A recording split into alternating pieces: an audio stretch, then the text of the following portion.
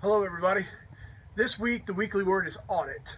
Now I went through a couple of different options this week. Yesterday I was confirmed in my mind and I absolutely knew that the word was going to be accountability. But as I thought through about it today as I was running, it came very clear to me that audit and accountability kind of go hand in hand. But in order to really conduct accountability, you have to conduct audit first.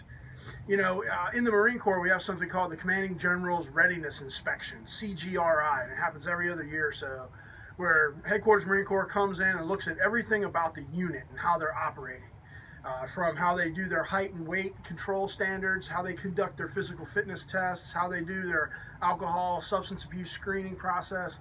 Everything's looked at and white gloved and examined. And the intent is not to necessarily see all the things you're doing wrong per se, but it's to hold you accountable for the ways that you're operating and to help you find efficiencies.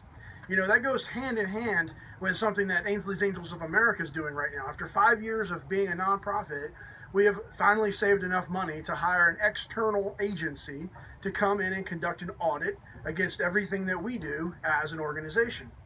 And in that process, we count everything from the number of Bondi bands to every single penny and every single line of accounting, and how things are purchased and how they're documented and recorded, what falls into different categories. In the nonprofit sector, a big thing is all about how much money is spent on administration, and so every single penny has to be identified for that. I could go on and on about that process.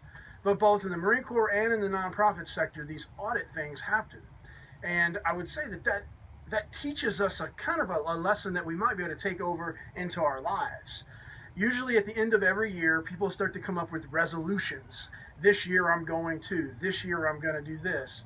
Well, perhaps it would be an idea, and I offer this to you, to conduct an audit in the last couple days of 2016, to conduct an audit on yourself and to do internal assessments of exactly how you did in 2016, maybe how you did in the past 5 years. And what I mean by how you did, I'm talking about your emotional, your mental, your physical, your spiritual, your relationships, your social. How did you do? And give yourself a grade.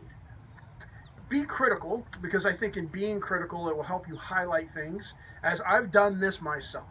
Being able to sit back and look at things that I've elected to do and elected not to do has provided so much clarity into how I want to go forward.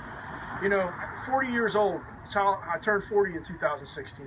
Princess Leia died yesterday. Goodness gracious, a childhood icon growing up. She was only 60. So if I'm lucky enough to get another 20 years, I want to make them count.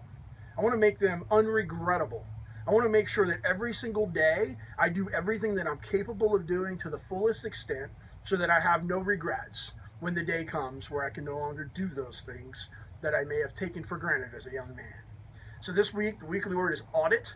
It's the last weekly word of 2016. So I wish every one of you a happy new year, and I'll see all of you next year. Have a wonderful, wonderful weekend, and be safe. Audit.